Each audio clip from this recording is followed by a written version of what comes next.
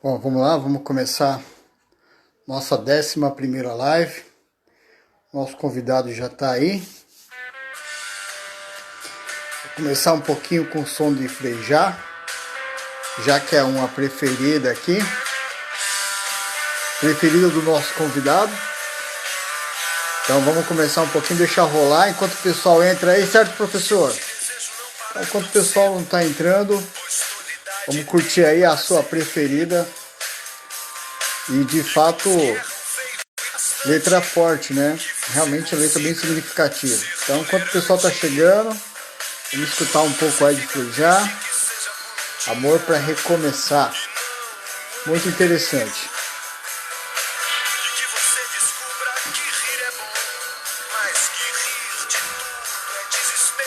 Esperar o pessoal chegando aí. Daqui a pouco a gente já começa.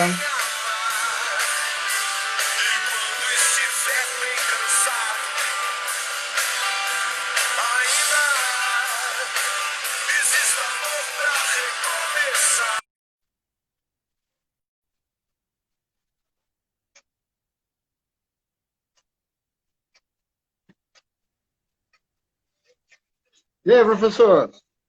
Belezinha, cadê a música? Cara, não, depois que você falou, se prestar atenção mais na música aqui na letra, realmente, uma letra bem significativa, né, rapaz? Olha, de Sim. fato, hein? Legal. Queria começar já com uma letra legal aí, olha, foi muito bom. Vamos começar aqui, então, para quem está entrando, Enoque, Noque, boa noite, Noque. boa noite. Aqui a gente está no som do pedido, da pedida do convidado, Enoque. A pedida do convidado aqui, ó. Enquanto o pessoal está chegando aí, escutar um pouquinho. E realmente para tirar o nosso dia, né? Sim. Quarta-feira, sem muita novidade, né? Só corona. E vamos lá. Vamos dar uma pausa aqui agora. Recomendo aí para vocês assistir, escutarem novamente, prestar atenção na letra.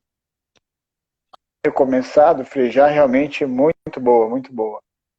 Bom, boa noite para quem está chegando, Valdemir, Jorge, do Valor das Ideias. Tem bom gosto sim, Enoque, tem muito bom gosto, rapaz. Legal. Bom, sem muitas, sem muita enrolação, porque o tempo é curto e é precioso, então vamos focar aqui o mais, como é que eu nem sei o que eu vou usar de verbo aqui, cara, que é muita coisa, o mais profundo possível, né? Nossa 11ª live do Compreender, hoje com o nosso convidado aqui, professor Éder Luiz. Mas antes da gente falar um pouco do convidado, antes da gente falar do tema, eu queria falar aqui do propósito, tá, dessas lives, do propósito desse programa, né? Então, o propósito do programa é cooperar bem para compreender mais e empreender melhor. Eu gosto de repetir para eu começar a deixar isso muito claro para as pessoas. O propósito do programa é cooperar bem. Então, o cooperativismo ele não pode ser individual, certo, professor? Então, o cooperativismo Sim. sempre vai ter mais de duas pessoas. Então, quanto mais pessoas, melhor. Então, por isso que a gente faz esse bate-papo aqui com as pessoas, com os convidados, porque é uma cooperação, tá? Aí a gente acaba compreendendo mais, porque é uma troca, né? É uma troca, e aí a gente faz o que? A gente empreende melhor. Tira uma lição daqui, alguma coisa que foi dita, que foi significativa, que você pode levar para a sua vida profissional, para o seu empreendimento, e aí que você possa empreender melhor. Então, o propósito é cooperar bem, compreender mais e empreender melhor. Legal? Para o tema de hoje, nós temos, então, uma pergunta. Eu adoro perguntas, adoro. Porque as perguntas é que movem, né, professor? Empreender é Sim. criar um autoemprego ou investir? Cara, é uma pergunta que a gente tem Sim. que fazer assim, pensar um pouco. Faz a gente pensar, eu gosto disso. Empreender é criar um autoemprego ou investir? Pesado, hein? Pesado. Muito pesado. Sim. Agora deixa eu falar um pouco do nosso convidado aqui hoje. o nosso convidado entrevistado e cooperante aqui é o professor Éder Luiz, né? Ele que é músico, baterista, decidiu abrir uma escola de música, tá? Baseado, olha que loucura, baseado apenas na experiência de professor de baterista, né?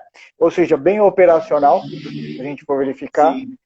E aí, logo, sem nenhum conhecimento de marketing, nada, e principalmente de gestão financeira, foi lá e montou a empresa. Como chama a empresa hoje, professor? Toque com arte. Toque com Arte. Toque com Arte. Muito, muito bom esse nome. Muito legal. Então foi aí que ele começa a sua trajetória empreendedora. Será? Bom, vamos ver, porque tem muita história. Tem tanta história que rendeu livro aqui. Esse é o livro do nosso entrevistado de hoje, a gente vai comentar um pouco dele. Mas vamos seguir aqui o meu roteirinho, que eu sempre faço, e aí eu vou trazer um pouco de dado estatístico para a gente poder desenrolar aqui as perguntas, ok? Antes de mais nada, professor, obrigado pelo seu tempo, pela oportunidade. Peço a sua autorização para que essa gravação seja disponível no Instagram e também no canal do YouTube. Pessoas podem não estar vendo agora, eu acho que se a gente conseguir deixar isso guardado, com certeza será um bem futuro para que as pessoas possam ver depois. Tem sua autorização para disponibilizar nas redes? Sim, com certeza. Vamos. Perfeito, então. Bom, professor, segundo a revista Pequenas Empresas e Grandes Negócios, né, a vocação empreendedora do brasileiro nunca esteve tão alta e nos momentos de crise, né? Torna-se ainda mais evidente, na verdade, né? Porque em 2020, né, o Brasil deve atingir o maior patamar de empreendedores, né, iniciais dos últimos 20 anos, com aproximadamente 25% da população adulta envolvida na abertura de um novo negócio. Com um negócio, ou um negócio com até 3 anos e meio de atividade. O recorde estimado, tá, é verificado de acordo com a análise da série histórica de pesquisa da Global Enterprise Monitor, né, a GM, que aponta o aumento de empreendedorismo inicial, principalmente nos períodos de recessão. Como os que ocorreram entre, olha só que interessante, como os que ocorreram entre 2008 e 2009, né, nós temos ali a bolsa ali, né, e entre 2014 e 2016. Então, isso não é novo para nós, é que o brasileiro, como tem memória curta, ele acaba esquecendo, mas nós já passamos por coisas assim, não tão fortes como está sendo agora, né? Não tão forte, tão impactante como está sendo agora, mas nós já passamos por isso, o brasileiro teve que dar o seu, não vou chamar jeitinho, porque fica uma coisa meio sarcástica, mas vou falar o seu rebolado aí para poder se mexer. E daí agora a gente tem tanto em evidência essa palavra empreendedorismo, tá?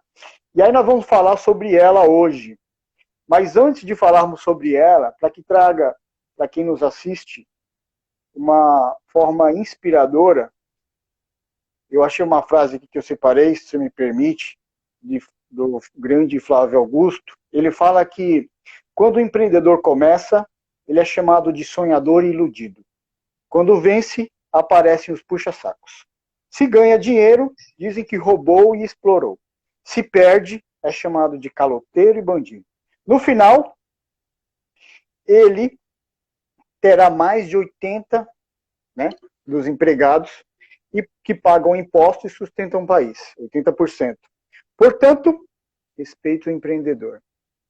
Pesado, né, professor? Pesado, um negócio muito pesado. Muito pesado. A gente está colocando aí o empreendedor como um herói, um super-herói, eu não sei como é que superpoderes pode dar, são vários superpoderes. E aí eu vou começar com uma pergunta bem capciosa, se me permite. Quem então, tá, nesse globo, quem o professor Éder Luiz, como empreendedor, pensa que é? Muito bem, então vamos lá. Como você já disse, primeiramente, boa noite. Obrigado, Fernando, pela oportunidade de participar do Compreender, esse programa que ajuda os empreendedores a bater esse papo e ter insights, né? Podem ajudá-los nos seus empreendimentos. Bom, Perfeito. eu sou baterista, né? De onde eu comecei a ganhar dinheiro profissionalmente foi por meio da bateria. Então, eu comecei a dar aula até mesmo na casa da minha mãe. Eu tinha um estúdiozinho onde eu treinava e eu já comecei a dar aula para o pessoal aqui do bairro. E aí eu fui crescendo, fui conhecendo algumas escolas, até já vi aqui o Dino Verdade, trabalhei durante muitos anos no Batalhas Beach, em Pinheiros, aprendi muito com ele. E durante esse tempo todo eu fui dando aula em escolas e até chegou um ponto que eu, como você já disse, que o empreendedor ele sonha. E aí, por alguns, eu já tinha construído uma metodologia, mas ainda não tinha ainda um espaço para dar aula. Então, só que essa metodologia é a metodologia que ensina o aluno, né, o que quer aprender a tocar bateria, a começar a tocar bateria. Então, em 2010, nós estamos em 2020, faz 10 anos que eu abri essa escola, só que apenas com esses conhecimentos de prática, né, que eu chamo de operacional, que é dar aula. Então, eu tinha esse sonho de abrir escola, mas apenas com vou dizer assim, o respaldo de como dar aula de bateria, mas não tinha noção nenhuma do que é ter um negócio. Então, empreender é sonhar, tornar o sonho em realidade. Mas para que ele vire de fato um empreendimento de sucesso, você tem que cumprir algumas etapas. E essas etapas vão passar de você ver o negócio como um todo. Então, eu tive a oportunidade, porque, vamos dizer assim, até o 7º mês ali da escola, eu não tinha feito planilha ainda. Então, não tinha como contabilizar se eu estava ganhando ou estava perdendo dinheiro. E aí, Deus foi bom, misericordioso comigo, e eu comecei a estudar, primeiramente ali com o Sebrae. O Sebrae ajuda muito você, empreendedor, que ainda não tem ainda acesso, de repente, à faculdade ou cursos assim. Lá no Sebrae tem muita coisa que não é pago, está disponível para todo mundo aprender. Então, eu comecei a estudar, comecei a pegar livros, e aí, 10 anos depois, eu posso dizer que hoje eu entendo o que é empreender. A diferença que está acontecendo, nós vemos que as pessoas estão sendo demitidas por questões da própria economia, e isso sempre, como você já mesmo disse, em 2008, 2014, agora 2019, 2020, as pessoas têm essa tendência de, até por um desespero, vamos dizer assim, ter que trabalhar. Elas não conseguem ficar paradas, ninguém consegue ficar parado e precisa trabalhar. E aí que eles começam a empreender. E aí a gente vai falar isso nessa live, as diferenças que tem de empreender e também criar um autoemprego, que muitos desses empreendimentos que estão sendo abertos, na verdade, são um autoemprego. A pessoa estava trabalhando numa empresa e aí ela vem e abre um próprio negócio, mas a função dela acaba sendo de empregada, porque ela não consegue ter essa visão de todo que a empresa precisa ter. Legal.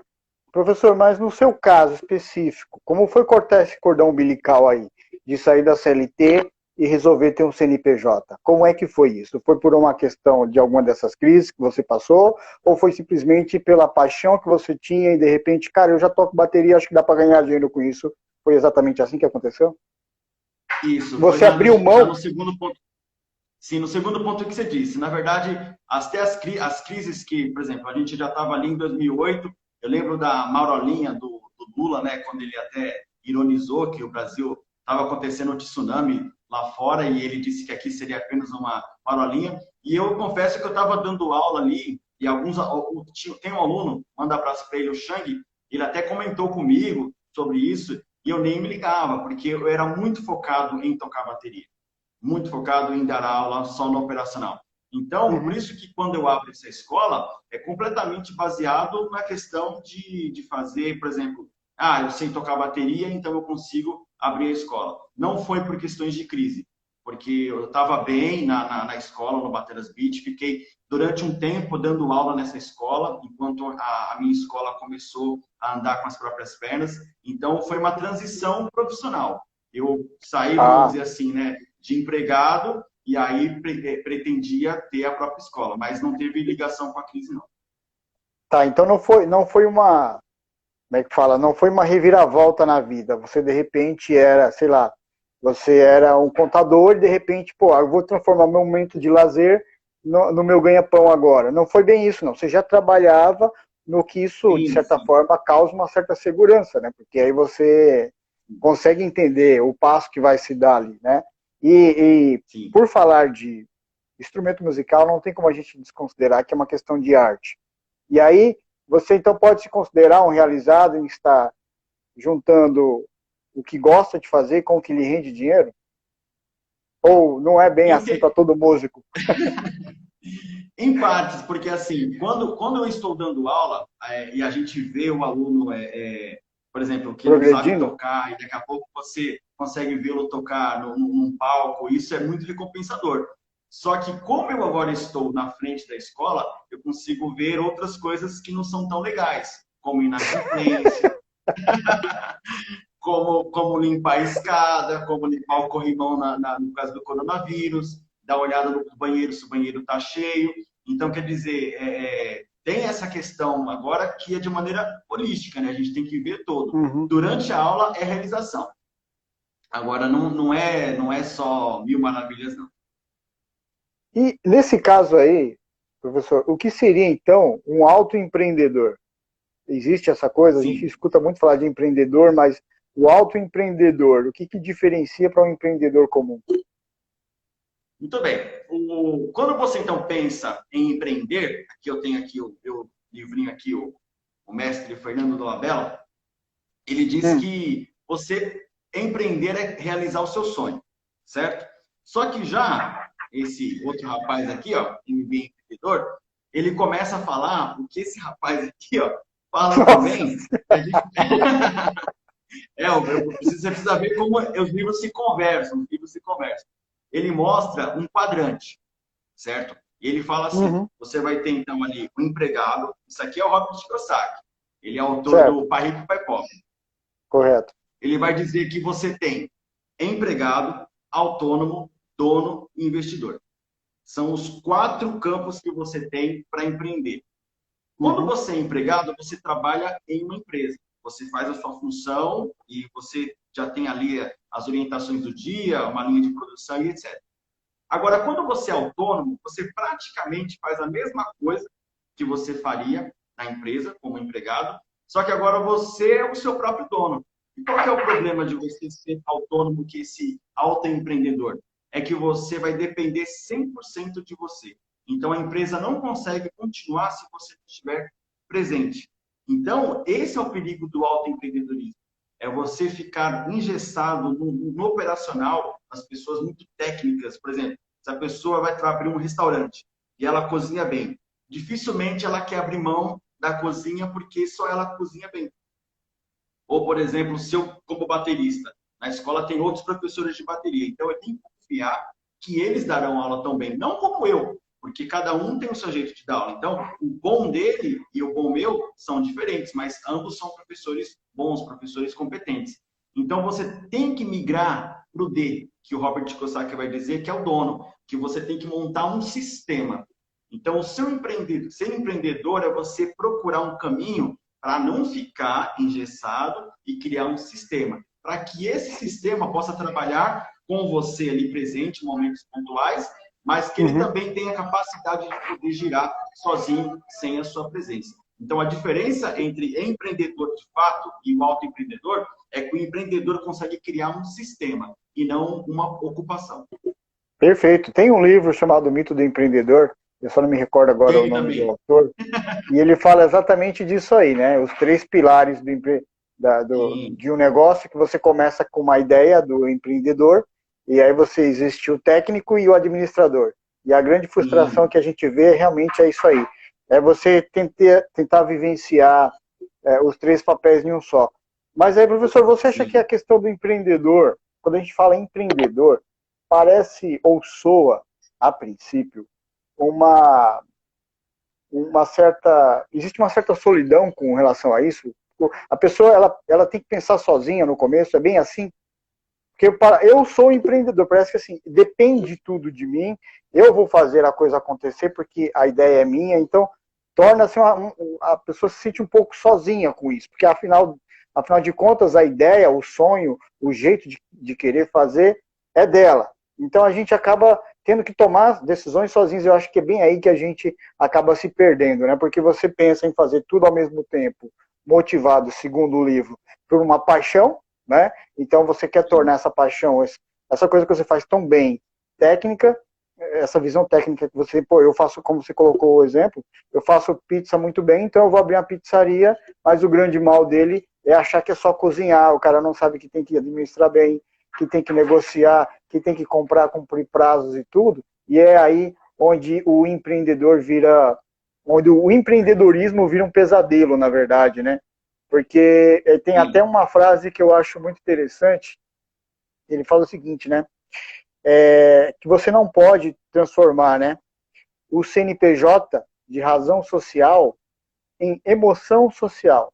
Olha que interessante, você não pode transformar o seu CNPJ, que é uma razão social, em emoção social. E o que acontece? Sim. Quando você transforma a sua razão social em emoção social, você quebra, porque você não consegue cobrar Sim. direito, você não consegue vender direito, e qual é a finalidade que tem o seu CNPJ? Nenhuma. Se você vai abrir uma ação social, você vai viver do quê? Né? Não é uma ONG, um CNPJ não pode ser uma ONG, né, professor? Eu acredito que você deva passar por isso aí também, e as pessoas verem como uma escola, uma coisa de graça, mas não é bem assim, você depende. É legal, a gente se diverte, mas eu preciso também ver o meu lado administrador, saber cobrar, como o senhor colocou aí, a questão das inadimplências. Acontece, mas Sim. se você não tem essa firmeza de tomar a decisão, de chamar para se começar a cobrar, porque eu vejo que tem, de muitos clientes que eu atendo, que nós atendemos, eu com o Cleiton, eles têm uma grande dificuldade em não saber cobrar. Olha que dificuldade. E isso não é uma coisa incomum. Né? Eu não sei para você, mas isso a gente vê pelos nossos atendimentos que isso não é comum. A pessoa ela encanta os outros na hora de vender o produto ou o serviço, mas na hora de cobrar é um parto. O cara fica postergando, e aí o outro lado já sacando, né? O cara tá sossegado, não gosta de cobrar, vou enrolar aqui. E aí o que acontece com o empreendedor? Vira o pesadelo, né? Vira aquela coisa de não paga, depende, os números não vão batendo, e aí você não tem essa postura de cobrar. E muitas vezes falta para o empreendedor de ter realmente essa coragem, né? Porque aí é isso que eu volto na frase de que o CNPJ é uma razão social e não uma emoção social. É comum hoje, professor, isso acontecer? Sim, então, justamente porque nós trabalhamos com música, né? Mexe muito mais com o sentimento, nós prestamos um serviço. Então, quando eu tento colocar isso para os professores que nós vendemos um produto e tem que ser encarado como um produto. Tudo bem que ele envolve a questão emocional, envolve a arte, mas ele é um produto, porque você presta um serviço, ele tem um custo, ou seja, tem um custo do professor, eu tenho um custo do aluguel, eu tenho um custo das despesas, custos variáveis, e preciso ter uma receita para eu poder fazer frente a esses custos. Então, uma vez que eu coloco tudo isso na emoção, eu não consigo ver a razão do negócio existir. Porque, legal, gostei dessa. Porque se você não só levar para o lado da emoção, você acaba não tendo a razão do negócio existir. E ele só consegue existir se você conseguir ter lucros, né? Reservas de valores para poder fazer frente aos custos. Pois é, a grande confusão que eu vejo que as pessoas fazem é bem essa aí, professor.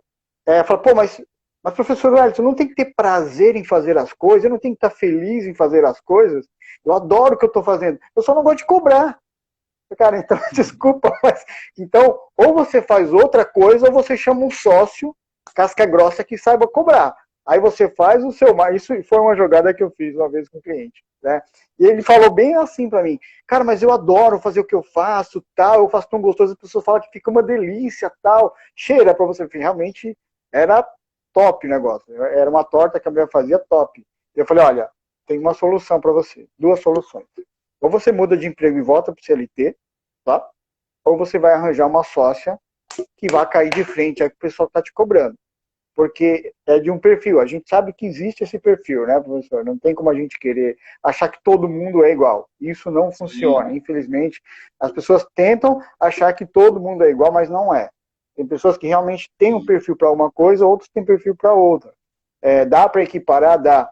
mas a gente tem um perfil mais preponderante, né, mais dominante, vamos dizer, em que a pessoa se sai bem, né? Então, eu me saio bem administrando, ou eu me saio bem cobrando, ou eu me saio bem criando, ou eu me saio bem ensinando, mas o predominante de um lado acaba desestruturando o outro lado. Então, para o empreendedor, por isso que eu falo que o empreendedor, a princípio, ele é um ser muito solitário, né? Porque ele tem que pensar sozinho, ele tem que agir sozinho, a ideia está toda nele. Agora, quando que o empreendimento, na sua opinião, professor, começa a tomar mais corpo? É quando ele tem aceitação de outras pessoas, ou quando ele, de certa forma, ele acaba comprando, vendendo bem a ideia. Né? Porque, assim, tem aquela coisa de a pessoa vir por você porque ela simpatizou, ela gostou, falou, pô, o professor dele é muito bom, baterista, eu acho que... Eu vou perguntar para ele se ele dá aula, se ele pode me ensinar e quanto ele cobra. E aí você nem está com a ideia na cabeça de fazer isso. Você viu que aí pode ser um nicho para você, uma oportunidade. Eu acredito que tenha sido a sua. Mas tem outra coisa que você tem que ir atrás das pessoas. Olha, cara, eu sou um bom baterista, eu dou aula, eu faço isso, eu faço aquilo. Você tem que correr atrás de vender. Como é que a gente vê essa dificuldade hoje para o empreendedor que está iniciando? Ele tem que tentar vender ou ele tem que tentar convencer mais? Então, as duas coisas, porque assim, por isso que eu falo que o grande erro que eu cometi no começo foi me atentar apenas ao operacional. Eu me garantia como um professor, então logo as pessoas me procurariam para fazer aula. Só que eu não investi no marketing. Eu não me vendia, não sabia me vender. Então, isso acabou causando problemas. E aí, estudando, por isso que eu recomendo o Sebrae, que foi a primeira vez que eu escutei que você precisa mostrar para as pessoas o que você faz. As pessoas não conseguem, você não tem estrela na testa, né? Até o próprio autor diz desse jeito mesmo, né? Então, se você andar pela rua, as pessoas não sabem qual a sua profissão. Então, você precisa mostrar, encontrar pessoas de interesse, porque a gente já fez várias vezes até panfletagem, quando funcionava, hoje um pouquinho menos. Panfletagem no Farol. Eu não sei se é aqui ou se é aí no professor, mas está parando aqui, professor. Pode repetir, para mim deu uma parada aqui. Tá, vou voltar. Então, por exemplo, já tá tudo bem? Voltou. Voltou? Tá bom. Voltou. Então, quando eu comecei, o grande erro que eu cometi na questão do marketing foi essa comunicação com os clientes em potencial. Então, eu acreditava que o fato de colocar uma placa numa avenida até movimentada aqui em Guarulhos já seria suficiente.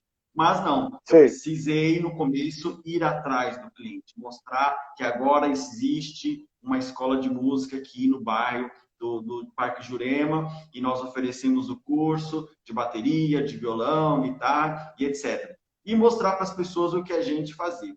E aí, hoje em dia, é muito mais fácil, porque vou cair há 10 anos, não existia Instagram, não existia YouTube como existe hoje, nessa essa abertura que temos de divulgar para pessoas mais longe do seu ponto ali, do perímetro geográfico, onde você conseguiria entregar apenas o panfletinho. E quando eu entregava o panfletinho e a pessoa jogava fora, aquilo me cortava o coração. Eu falei, como é que pode? Imagino. Eu tô aqui para fazer você aprender a tocar bateria e você joga o papelzinho fora. Aí eu comecei a perceber que existe a questão do nicho. Eu preciso encontrar um farol de trânsito, é um ponto que circula muita gente, mas são pessoas com diversas opiniões sobre o que ela quer fazer. A pessoa gosta de fazer natação, não gosta de música, quem gosta de, por exemplo, comida japonesa não gosta necessariamente de feijoada. Então, você tem que saber onde está o seu cliente para poder ter um pouquinho mais de chance de aumentar aquele seu trabalho. Porque, às vezes, você entregava ali 5.000 panfletos, aí o pessoal falava assim, tudo é 1%, Ed, tudo é 1%. Então, você entregou 5.000 panfletos, pode esperar lá que 50 alunos vão estar lá na sua escola na segunda-feira, a gente fazia no final de semana. Não aparecia ninguém no mês inteiro. Então, quer dizer, então, e aí, quando a pessoa ainda vinha fazer matrícula, você ficava feliz, achando que ela tivesse olhado... Que foi por meio, né? Foi por qualquer outra coisa, menos pelo panfleto. Então, a gente começou a procurar ser mais assertivo nos marketings, criar uma relação de mostrar o que nós fazemos, que é o que o pessoal chama de marketing de conteúdo. Nós mostramos o que nós fazemos e tentamos encontrar essa conexão com os clientes em potencial. E hoje essas lives, o canal no Instagram, tem ajudado bastante. Não, é verdade. Inclusive, eu estava falando, eu não sei se foi ontem, foi nesses dias ou se foi então hoje que eu falo tanto com o Cleiton, e a gente acaba, não lembra quando foi que falou, mas acabou falando, né? E a gente estava falando sobre a importância que tem a educação financeira, sobre o nosso trabalho, sobre as pessoas nos procurarem realmente para nos contratarem para organizar a vida financeira da pessoa. E aí você fala, pô, cara, eu tô com uma coisa espetacular aqui que todo mundo vai querer. Mas não é bem assim, né? As pessoas querem, elas precisam, mas elas não querem pagar, entende? Então, assim, Sim. é uma coisa bem assim. Pô, eu adoro bateria, mas eu não quero pagar para fazer. Tudo bem? Faz de graça? Pô, não, isso aqui é um CNPJ, meu querido, não, não é? Então, a gente começa a entender, e aí a gente começa a entender exatamente o que você falou, né? É a questão do nicho, é a questão de que você tem uma pessoa específica te aguardando, um público específico te aguardando. Se você começa a abrir muito o leque, você vai querer atingir todo mundo, e não é todo mundo que, mesmo assim, não é todo mundo que vai te querer, né? Então eu penso que quanto mais você filtra o seu produto ou serviço, esse percentual que você falou de 1%, ele sobe muito, porque você filtra, né? Vamos tirar o nosso exemplo aqui, educação financeira para pais. Pô, eu já peguei o gênero, educação financeira para pais separados. Eu já peguei mais ainda. Então você vê que você atinge um público mais específico. Do que eu falar assim, olha, eu tenho educação financeira para quem? Né? Ó, eu toco bateria, música, pô, jazz. Quanto mais específico, eu penso que em qualquer segmento, isso proporciona melhores resultados, né? Inclusive, o professor Edson está falando aqui, ó, verdade, todo mundo quer de graça, né? E aí aquela coisa que eu ainda bato, viu, professor Eder? Eu ainda bato nessa coisa aqui de que de graça a pessoa não valoriza. Não adianta, de graça é uma conversinha de bar. Sabe quando você senta no bar assim, ô, Eder, me fala aí, como é que você faz aquele tempo do jazz para tocar, para entrar o solo da guitarra? Sabe, aquela coisa que você levaria ali 3 aulas, 4 aulas para o cara ficar pronto. Não, depois você passa lá em casa para você me dar um toque, eu tô com a bateria. Cara, peraí. Cara, o meu CNPJ é esse, olha aqui, ó, eu trabalho com isso. Né? Então muitas pessoas tentam fazer isso aí, né? Levar aquela coisa. E quando você faz isso de graça, eu vou te falar de experiência, né? Experiência tanto para a empresa quanto para a pessoa. Você faz de graça, não rende, cara. Não tem resultado. Você pode aplicar para parente, para colega, para quem for. As pessoas não valorizam o teu tempo. Você vai lá, se prontifica, e quando você faz a coisa assim de graça, elas não valorizam. Tá? Isso já foi até provado, né? Comprovado cientificamente que você dá valor àquilo que você realmente compra, que você realmente paga, porque aquilo te gerou um déficit, uma missão, um compromisso que você tem. Diferente do que eu bater nas costas do professor e falar, não, beleza, Éder, então terça-feira aqui vem, você vem aqui de novo, a gente toma aquela Coca-Cola, e aí você toca aqui de novo. Cara, olha, vai lá na minha escola, agenda um horário, é tanto a hora. Né? Vamos nos ajudar, né? Que aí eu bato nessa tecla, todo mundo quer de graça. Qual é o empreendedor hoje que aguenta isso, professor? Qual é o empreendedor que aguenta isso? E eu aprendi, Fernando, que a escola de música ela tem baixa elasticidade. Isso eu aprendi na pós-graduação de economia. Que, por exemplo, tem serviços que você pode baixar o preço e não aumenta a demanda. Então, a gente já fez, por exemplo, desconto de 50% no mês de aniversário da escola. Olha e só que aumento coisa, de 50%. Então, quer dizer, eu já percebi que não rola. Não rola escola de música e outras coisas mais. Não tem elasticidade. O que é elasticidade? É você, por exemplo, chegar no mercado e ter o arroz 20% mais barato. Então, as pessoas compram mais arroz. Agora, se de repente o sal está mais barato, as pessoas só compram um sal. Então, tem produtos no mercado que você pode baixar o preço que as pessoas não compram mais. Então, tem, por exemplo, se uma Ferrari, tiver 10% mais barata, o pessoal não vai comprar, porque não é um produto que tem pouca elasticidade. Agora, carro popular, um desconto de PVA, um desconto tanque cheio, esse tipo de coisa, já fomenta mais a compra. Então, o carro popular tem muito mais elasticidade do que um carro importado. E aula de música eu já percebi isso. Tenho aí várias promoções, até ovo de Páscoa. Eu copiei certa vez uma propaganda da Volkswagen.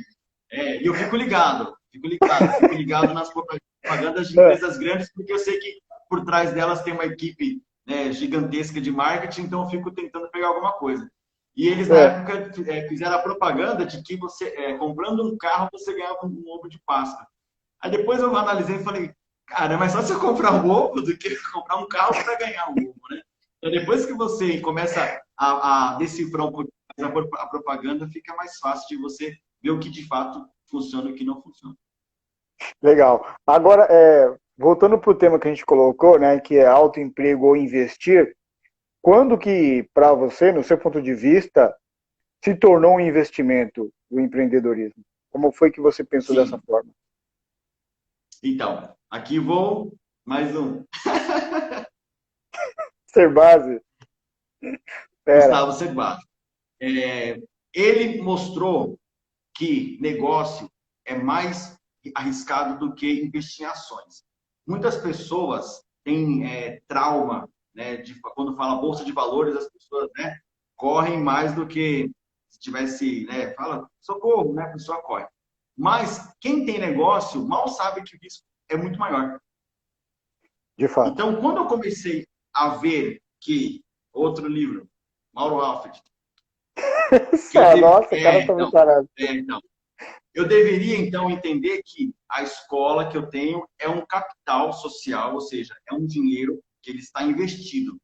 E não deve ser usado apenas para pagar conta. O dinheiro entra, eu pago aqui, o dinheiro entra, eu pago aqui. Não, eu tenho que fazer todo mês o índice de lucratividade. Então, por exemplo, se a pessoa investiu 50 mil reais para o negócio dela, no final do mês, quanto é que isso vendeu? Ah, não sei. Então, você não sabe se os 50 mil reais aplicados em um CDB ou até numa ação, por exemplo, que paga algum dividendo, poderia te dar mais dinheiro do que propriamente todo esse trabalhão que você vai ter durante o mês e não sabe depois se ganhou dinheiro ou não. Então, faz 4 anos. Aí foi mais ou menos ali, então, naquela história do pastel, né? Que já sabe da história já, quem assistiu a live do Cleiton ali, foi ali que eu comecei a entender que a escola, de fato, era um investimento e não um autoemprego que eu usava o dinheiro para pagar apenas minhas contas. Então, a partir dali, eu virei a chave, então tem mais ou menos 4 anos, eu comecei a ver a escola como investimento. E aí, Tá, então, mas se você me permite, porque pode ser que pessoas que venham nos assistir posteriormente não conheçam da tua história, não conheçam da história do livro, né? Aqui fazendo um merchan, A Rateira do Beto, muito bom o livro, recomendo. Detalhe, vou reforçar. Eu recomendo para adolescente. Isso aqui é para adolescente, cara. Isso aqui não é livro de adulto, isso aqui é livro de adolescente, cara. Você tem um adolescente, não é merchan, isso aqui é porrada em adolescente. Se você tá aí com um adolescente que tá aí indo lá no poupa tempo para pegar, vamos lá tirar minha CTPS, né? Minha carteira de trabalho, já dá isso aqui de brinde, vou te dar um brinde. Isso aqui tu vai ler para tu saber para que serve isso. Isso aqui é fantástico, cara. Muito parabéns, gostei muito do seu livro, muito didático. Isso é para adolescente, é livro para adolescente, cara. Vou te falar que o adolescente que lê isso aqui, a visão dele vai ser outra, a cabeça dele vai ser outra. E eu vou te falar que foi muito boa, foi muito boa. Eu tava pensando que era uma coisa para adulto, quando eu falei, cara, isso aqui tem que ser para quem tá começando. Não é para quem tá ferrado com as contas, não. É para quem tá virgem da ideia, para quem não sabe de nada e vai achar, cara, isso é um presente. Eu vou te falar porque eu li o teu livro, eu achei fantástico, mas é um presente se você que está nos assistindo quer presentear um adolescente que vai começar a trabalhar. Dei aqui, ó, A Ratoeira do Beto, e aí nosso tempo aí tá correndo, mas eu vou falar só uma coisa do livro que eu achei fantástico. Tá na página 165, e eu vou fazer aqui já, naquela pessoa fica contando as histórias do filme quando vai acabar, Tá falando do filme já? Eu vou fazer isso aí, já vou contar um pouco do livro, mas para fechar aqui foi o seguinte, O mais importante aqui, em primeiro momento, é perceber que escolhas de Beto tiraram a sua liberdade financeira, ou seja, ele possuiu o queijo, roupa, televisão, videogame, carro, apartamento, experiência, entretanto, está preso na ratoeira, instituições financeiras, por quase 2 décadas de sua vida e cada vez mais longe de sua independência financeira. Cara, fantástico. Ótimo. Em resumo, isso aqui é uma lição. Tá? É uma lição. Lição, adorei teu livro. Acho que ele é direcionado para adolescente. Tá? Desculpa fugir um pouco do assunto. Voltando Não, aí, tudo bem. porque eu achei muito, muito inspirador, cara. Isso aqui é uma coisa que tá aqui quando eu tiver oportunidade, é que eu não tenho mais adolescente. Tem alguns adolescentes que estão surgindo aí na minha família e quando tiverem vão ter que ler.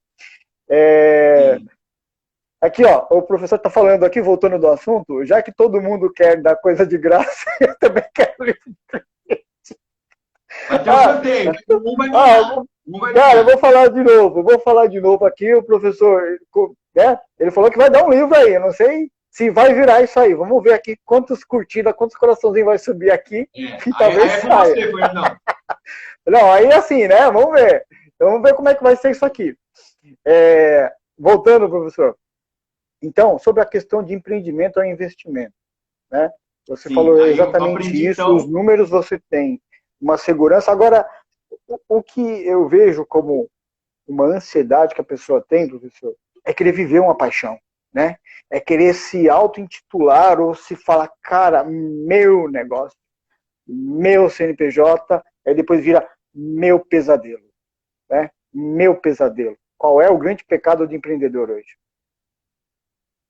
Então, graças assim a Deus, eu aprendi a me libertar disso, porque como eu também dou aula de bateria, às vezes os alunos não percebem. Daqui a pouco eles começam a ver meu nome na escola, por exemplo, no boleto, alguma coisa assim, aí eles começam a fazer uma associação. Aí ele pergunta: você é o dono da escola? Então, quer dizer, aí eu falo até assim, eu sou. Então, porque eu não quero que isso seja a primeira coisa, sabe? Eu prefiro que a escola funcione, até porque tem um livro do Pequeno Príncipe que diz que o essencial é invisível aos olhos. Então, eu sei que, uma vez que eu estou na função da escola e a escola está funcionando, eu não preciso aparecer. O Éder não precisa aparecer. A escola precisa estar funcionando. Não necessariamente um dono ali que se gaba que é o dono, mas o negócio não funciona justamente porque ele quer ser o dono. E não abre o leque para que todos os colaboradores participem e tenham a sua voz. Então, cada vez o dono tem que diminuir para que a empresa cresça. Então, essa questão de ser dono, de querer ter a postura de dono, é um caminho não muito legal. Falta um pouco de. Eu penso que, isso pelos clientes que eu já atendi também, que falta um pouco de humanidade, né, de humildade, e a pessoa Sim, ceder, né, professor? Porque, na verdade, ele acha que ele já pode chegar com os pés na porta e tudo mais, e não é bem assim. Essa não, questão do iniciar não. e conquistar é um trabalho árduo, não é mesmo? Você iniciar e conquistar ali é um trabalho árduo, um trabalho de formiga, em que você tem que medir, mencionar, engolir alguns sapos, até você realmente tomar um corpo em que você possa Sim, ter aí mais, mais pulmão para poder respirar sozinho, do que você fica ali sim, pegando cada fôlego que passa ali para você poder sim, tentar se manter vivo, né? E aí sim, é o grande desafio do empreendedor diário, o investimento sim, é um desafio diário. diário que eu penso, né? E até pegando aí uma pergunta, como é que você usou alguma ferramenta, algum meio, como foi que você conseguiu ter essa estruturação da sua empresa hoje? Então, a faculdade ajudou muito nas aulas de contabilidade, entender o que é passivo, o que é ativo. Eu comecei a enxergar, então, essa questão de investimento. Comecei a fazer a reserva de emergência. Você fala assim, pô, eu acompanho o pessoal da Nortear também, vocês estão sempre falando de reserva de emergência. Reserva de emergência não é só para pessoa física? Não. Pessoa jurídica também tem que ter reserva de emergência, entendeu? Com certeza. Então, justamente foi isso que eu comecei a fazer, então. O investimento eu comecei a alocar em outras empresas. Então, por exemplo, A escola tem um capital da escola, tem um capital investido no governo, ou seja, em títulos públicos, e também tem capital investido em títulos privados, como outras empresas, CDBs e ações. Ou seja, então a escola hoje, ela funciona muito mais como um corpo fora da escola, então não é só a escola, ela consegue atingir um pouquinho mais. Mas isso tudo, Fernando, a gente tem falado aqui, incentivado, a gente até participa de grupos de leitura e tá tudo ensinado. Tem aqui, eu já mostrei, tem esse outro aqui também, não sei se vai dar tempo de falar, que fala sobre o Canvas. Ou seja, o pessoal tem muita coisa querendo ensinar, ou por meio de palestras no YouTube, ou por meios explícitos, como os livros são, para poder ajudar você, empreendedor, que quer que o seu negócio dê certo. Eu vou te Entender falar. que a educação vai ajudar. A educação que ajuda. Você entende que existem fórmulas para você saber o percentual do seu lucro, que existem fórmulas para você saber provisão de inadimplência, participação que você tem que ter de reserva. Por exemplo, se você não recebe, como é que eu recebo 12 mensalidades dos alunos durante o ano e eu tenho que pagar 13º? O que eu vou fazer? Na última mensalidade eu vou cobrar dobrado do aluno? Claro que não. Então, eu preciso fazer um cálculo de um custo de 13 para dividir por 12. Então, se eu consumir 100% daquilo que eu recebo durante todo o mês, no final do ano vai faltar. Contando que no nosso segmento tem uma queda de alunos nos meses de férias. Então, assim, eu já sei que dezembro e janeiro ali já é negativo e ainda eu vou ter um custo maior ainda. Então, quer dizer, se eu não tiver essas reservas, essas provisões, vou ter dificuldade. Mas aí é que tá, né, professor? Esse aí é o grande diferencial que eu vejo do empreendedor que resiste e do aventureiro, né? Porque o aventureiro está só preocupado em dar aula, em fazer o técnico acontecer. O empreendedor, do ponto de vista mais administrador, ele tem conhecimento dos números, ele tem esse planejamento, como o senhor colocou, essa estruturação. Você falou do Canvas, eu adoro o Canvas, eu sou suspeito para falar do Canvas, porque quando a gente faz consultoria, quando eu e o Cristian começa a fazer consultoria em empresas, a primeira coisa que a gente pede já é o Canvas da empresa.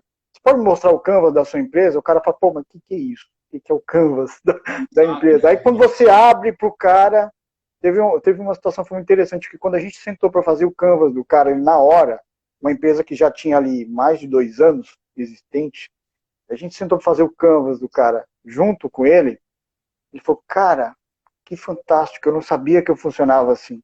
Eu não sabia que era assim. Eu não tinha essa visão completa da empresa. Então, para você que está nos assistindo, aconselho, dono de empresa, use o Canvas, descubra o que é o Canvas, pesquise sobre o Canvas, tem vários vídeos aí. É uma visão que você tem completa da empresa numa folha só. Você entende como a tua empresa funciona e, principalmente, me corrija se estiver errado, professor, você complementa e descobre onde que estão seus pontos fracos ali. Cara, eu tenho um ponto fraco aqui, eu tenho um ponto forte ali, você começa a entender aonde você pode melhorar isso. É fantástico. O Canvas é uma coisa que você tem a visão da empresa por completo, cara. Legal, professor. Ainda tenho, tá acabando o nosso tempo, mas eu preciso fazer mais uma pergunta, né? Hoje, o que você falaria para a pessoa que quer empreender hoje? Então, como você mesmo disse, o empreendedor no começo ele é solitário, porque a ideia está na cabeça dele, ele que está planejando, o sonho é dele, demora um tempo para que as pessoas comecem a fazer aquela aglomeração sadia, vamos dizer assim, para acreditar também no seu sonho, porque de certa forma elas vão acabar sendo beneficiadas financeiramente quando o seu sonho começa a ganhar volume. Mas eu recomendo para você, empreendedor, estude. Porque a educação, ela vai começar a te dar uma dimensão, como por exemplo o Canvas que você acabou de falar, ela vai te mostrar onde você pode crescer, onde você tem que defender. Tem uma análise SWOT que mostra as forças e as fraquezas da empresa. Então, você vai ter que reconhecer onde você é fraco. Ou seja, quando eu não tenho um professor na escola que não atende em tal horário, é a minha fraqueza. Então, eu vou fazer propagandas aonde eu tenho demanda de professor e também um curso que é mais procurado. Então, eu dou aquela defendida na minha fraqueza e impulsiono aquilo que é a minha força. Então, a minha recomendação para você que está querendo empreender, comece.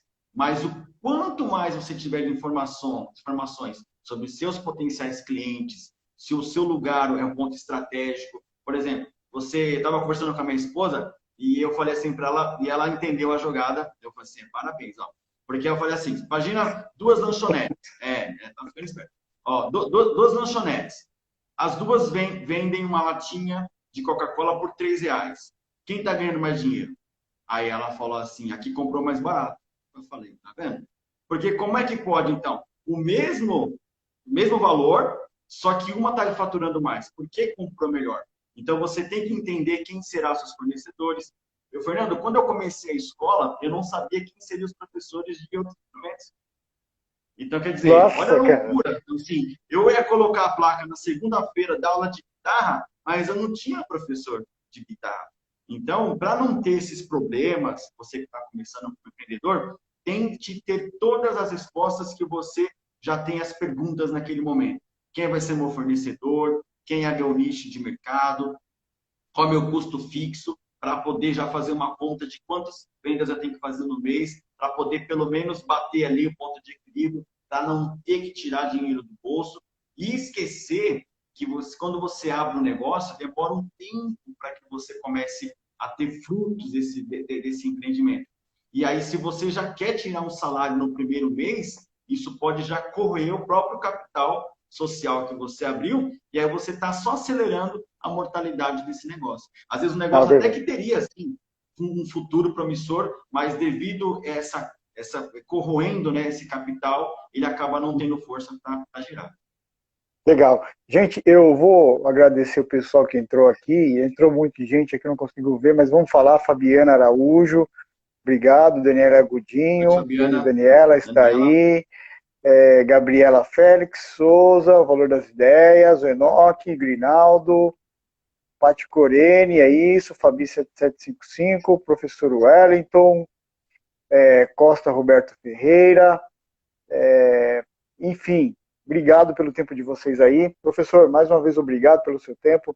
Só para fechar o que você colocou aí, eu acho interessante porque realmente empreender, você tem a emoção, porque você vai ser movido pela paixão, não só pela paixão. Hoje as pessoas estão tendo que empreender por uma necessidade, não é verdade? Surgiu eu estou, pelo número que eu trouxe aqui hoje, pela necessidade que você tem em não ficar parado.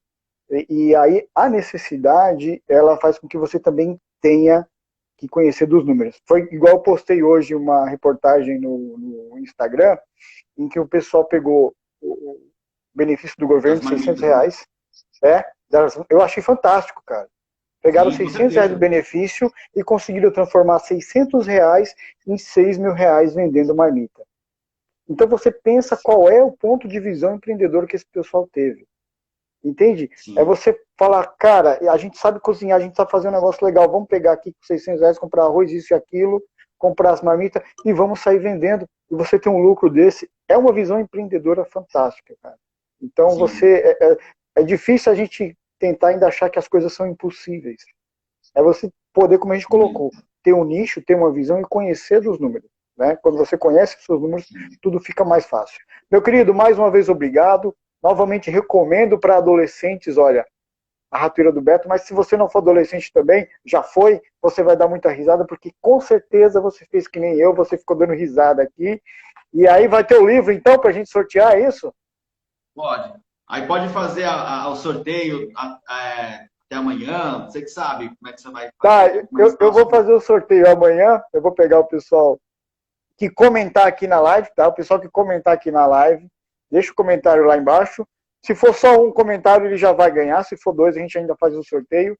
Então, quem deixar o comentário na live, de um ok, um joinha, um coração, o que for ali, eu vou pegar aquele pessoal e vou fazer o sorteio, a gente faz essa entrega desse livro. Beleza? Meu querido, obrigado pelo seu tempo. Vou chamar aqui nos últimos instantes o nosso comentarista final aqui, tá certo? Forte abraço, meu querido. Um abraço para vocês. Boa noite. Vamos agora aqui chamar o nosso comentarista da vez, o grande Jorge. Ele que também é empreendedor, né? Por que não? Está todo mundo empreendendo nos dias de hoje. Vamos aguardar que ele nos aceite aí. E nós temos aqui uns 5 minutinhos ainda para bater um papo aqui. A Fabiana está falando, eu quero. Ah, Gabriela, ó, teve gente que já ganhou, né? no, na live do Cleiton, né? Do Nortear, então não vai poder ganhar, né? Então, assim, quem está assistindo as lives do Nortear, que fala sobre educação financeira, muito importante, todas as terças e sextas, não é justo, né? Então vamos dar a oportunidade para quem está aí querendo, olha lá. A Ilma, ó Ilma, eu recomendo muito o livro, hein? Vamos lá, Valor das Ideias, cadê você? Aceita o convite aí, porque o nosso tempo está acabando. Bom, empreender é um assunto muito extenso, né? Eu penso que, enquanto ele não entra, vou tocar um ponto aqui. Para você também que é funcionário, você também empreende, né? Você empreende seu tempo, sua dedicação, você almeja cargos, você almeja aumento, então é também empreendimento. Não veja porque você não tem um CNPJ, mas você tem um compromisso, você tem um contrato. Meu querido Jorge, boa noite, cara. Boa noite. E aí? Tudo bom, professor? Mais um ponto empreendedor para a gente falar aqui. Você que também é empreendedor, o que você achou da nossa conversa hoje sobre essa questão de empreender? Empreender é uma grande paixão, loucura? Como é que foi aí? Eu achei assim fantástico o que ele falou, porque todo mundo tem um sonho, né? Trabalhar com o seu sonho. É a coisa mais fantástica, é trabalhar com o que você gosta. Só que, porém, esse sonho pode se tornar um pesadelo, né? Se você não tiver um preparo. De fato, se você não tiver um preparo, o pesadelo ele se torna aí, e para acordar, rapaz, é tão caro para acordar às vezes, né? Porque você investiu ali, de repente, sua vida no negócio, dinheiro que você tinha guardado ali durante anos, e aí foi-se. Eu já vivenciei muitos casos, acompanhei muitos casos de pessoas que apostaram no negócio, cara, sabe? Tiveram a vida, venderam casa, venderam carro, venderam um monte de coisa, e aí no fim, infelizmente, não souberam lidar, mas enfim, começa-se do zero. A grande verdade que eu penso, Jorge, é que a gente tem que aprender com os erros dos outros, né, cara? A gente quer aprender com os nossos erros. É mais caro, né? Demora mais, você não acha? Demora mais, mas uma coisa que é muito importante também, quando você está começando, quando ele falou que de ser empreendedor e ser dono, eu acho que tem uma grande diferença, né? Você ser empreendedor e ser dono do seu negócio. Quando você é dono, eu acho que você tem uma visão Verdade, muito, verdade. muito fechada, você olha muito para frente, esquece de olhar os lados, né? Olhar um todo. Você quer ser só operacional, só fazer. Ele é muito. Você lembra que ele falava que ele é muito operacional? E esquece da parte Uhum, administrativa, que é muito exatamente. importante, né? Que é o grande pecado, né? Mas aí ele viu que ele tinha que melhorar esse ponto e foi isso que fez com que ele tivesse mais um planejamento mais saudável e que a empresa começasse aí, como ele colocou, até a investir, né? Então veja só, o CNPJ que começa a investir. Isso é uma ótima visão. E aí você fala, pô, mas o que é uma empresa? Não, cara, uma escola de bateria faz investimento. Por que não? É a administração que conta. Não é o que a pessoa faz, né? Não é o segmento, mas e sim a administração que ela tem. Achei fantástico o negócio. Eu queria suas considerações finais, para a gente acabar aqui. Lembrando que sexta-feira nós teremos aí a Nortear novamente falando. Amanhã você não vai ter, não é isso? Amanhã eu vou ter. Tive um cancelamento com a minha convidada, mas na próxima semana já estamos com tudo aí. Perfeito. Na próxima quinta a gente está aí com os valores das ideias e na sexta-feira agora a gente está com o Cleiton Schnepper falando aí sobre educação financeira. Ele que já passou em live hoje também, está todo mundo em live aí, mas é o caminho que nós temos de empreender hoje, né, Jorge? Com certeza, né? O que a gente tem que lembrar é que quando você fecha uma empresa, fecha um comércio, seu sonho foi embora, né? Você perdeu o seu sonho. Você investiu, além de você perder financeiramente, você perde o seu sonho, né? Verdade. E aí, para O seu sonho retomar e aqui, dos colaboradores, né? e aí, para retomar aqui, Luciana de Barros, né, falando aí com o Cleito sobre educação financeira. Legal? O nosso tempo está acabando, gente. Obrigado pelo seu tempo. Jorge, mais uma vez, obrigado pelas suas considerações. Professor Éder, demais que estão nos assistindo, obrigado pelo tempo. E aproveitem aí para empreender com sabedoria. Forte abraço. Ok. Obrigado a todos, boa noite. Falou, meu querido. Depois vamos ver o sorteio, hein? Ah, sim.